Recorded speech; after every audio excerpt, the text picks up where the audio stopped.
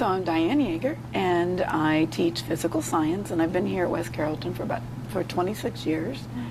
I have 2 adult children that have had to deal with cancer.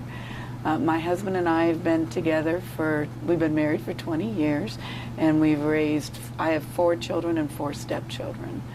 So, and all are all grown now. So my oldest son, who's now 43, was diagnosed 5.5 years ago, and he went through a lot. And he's in remission now, so he's good.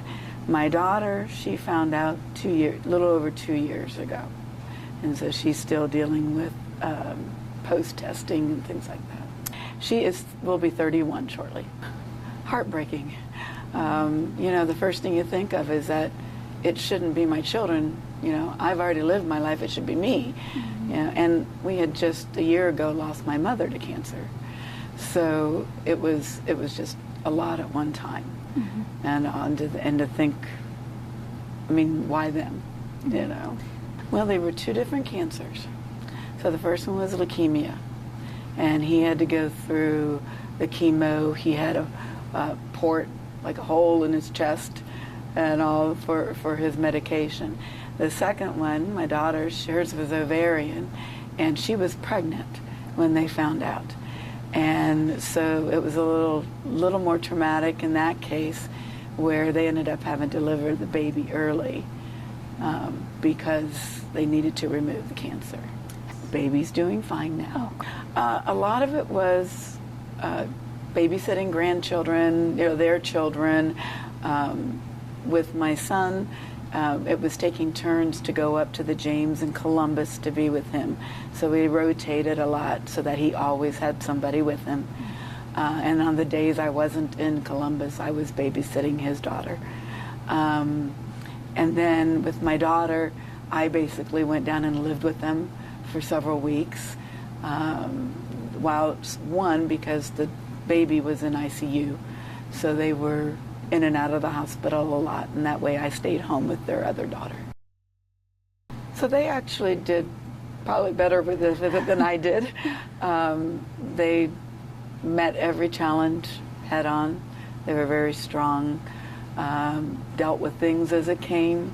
We're always very positive, knowing that they were going to do this. They were going to make it through this.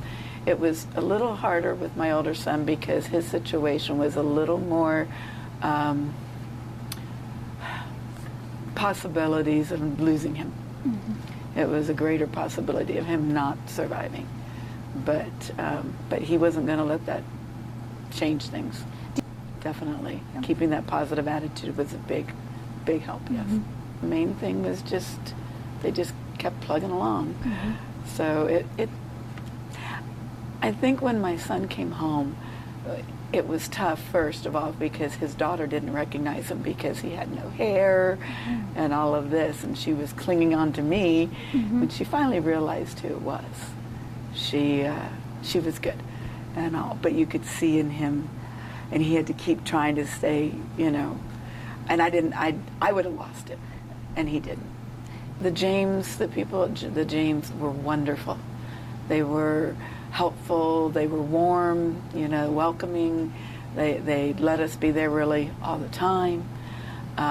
With my daughter, she was in Kentucky, and I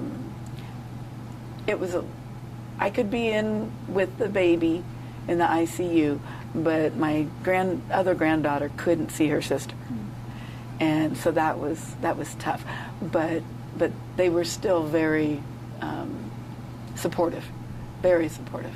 They always gave good, they're saying, oh, she's doing so good today. She's doing this now, and, things like that. As a parent, what was the hardest thing? The first time I saw my son at the James, because he was transported there immediately, and it was a few days before I got to go see him.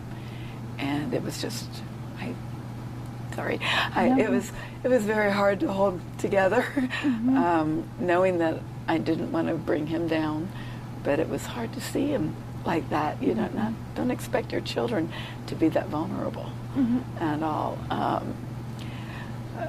my daughter, it was a lot different because they found out basically 3 weeks before her due date, and they just immediately said, we got to go in.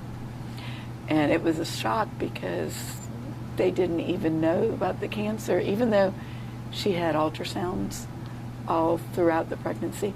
They never found it until that particular one. And it was, so there wasn't really any time to prepare. There's a lot of other people going through this that need support, for one thing.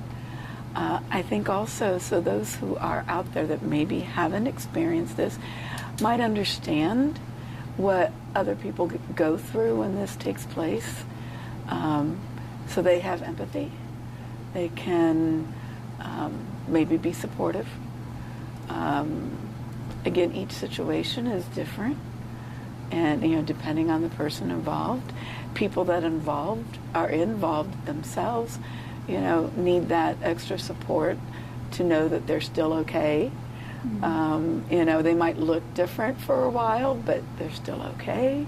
And just to be able to, again, I think it's all support. To be supportive of other people that are going through things that maybe they haven't. So that having that background and understanding can be helpful to do that. With my son, it was during the summer. And so by the time I came back to work, he was home and recovering still. And I was still able to probably be the teacher. With my daughter, it was in November. And it was a little more difficult. And so because periodically I would kind of have a downtime, I let the students know what I was going through, what had happened in my life. And they were very supportive also. It was very comforting. I didn't feel like anybody was attacking me because something was happening.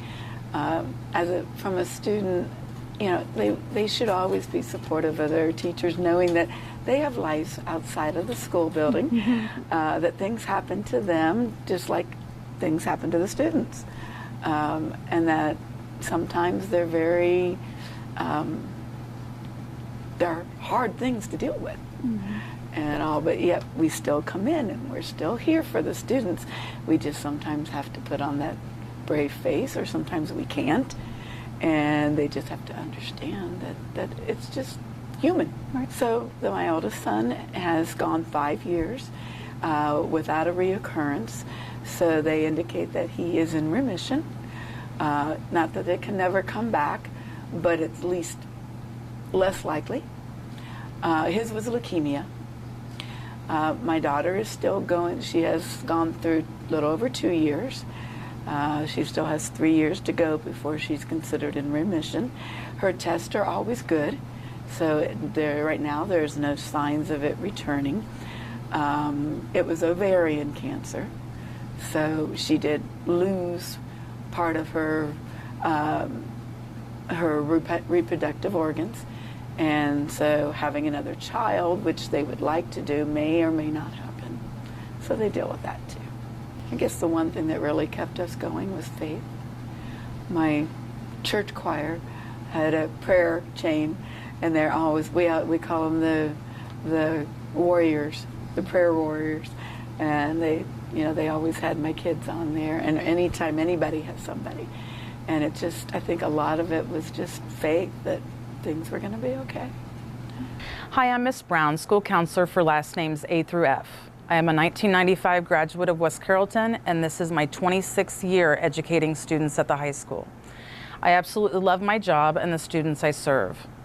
I was diagnosed with cervical cancer in March 2013. My mom and grandma also had it when they were younger. I completed 3 rounds of radiation over the course of 3 years due to it coming back after every round. The last round was the highest dose I could be prescribed. I have now been in remission since July 2016, and I'm thankful to be here with my friends and family. It was a scary time in my life, but I was surrounded with love and support, and that support continues to this day. For those of you that have lost someone or know someone who has battled or is battling any form of cancer, you are in my thoughts and prayers. Lots of love and hugs to everyone. I'm reading this on behalf of Kaedyn Barnett, who just recently graduated early. Kaedyn is part of the class of 2026. Kaedyn was diagnosed April 18, 2024, during the end of sophomore year with stage 4 angiosarcoma. She went through 3 surgeries and multiple rounds of chemo and radiation to battle this disease. She was not doing any rounds of chemo or radiation for 8 months, but just found out around Christmas time that it was back and treatments needed to start immediately. She has had 3 surgeries since then and will be doing a 4th on March 26th. This surgery will place a chemo crystal in her liver to help with killing the cancer. She will be continuing chemo for at least a year and 5 rounds of radiation to beat this disease. When she wins her battle with cancer, she hopes to continue working through an organization that helps cancer patients travel and meet bands at festivals across the United States. Kaedyn plans to be here at the staff-student basketball game if she is feeling okay after chemo treatment. We will be donating all the money generated at the basketball game to the American Cancer Society on behalf of Kaedyn and her continuing fight with cancer.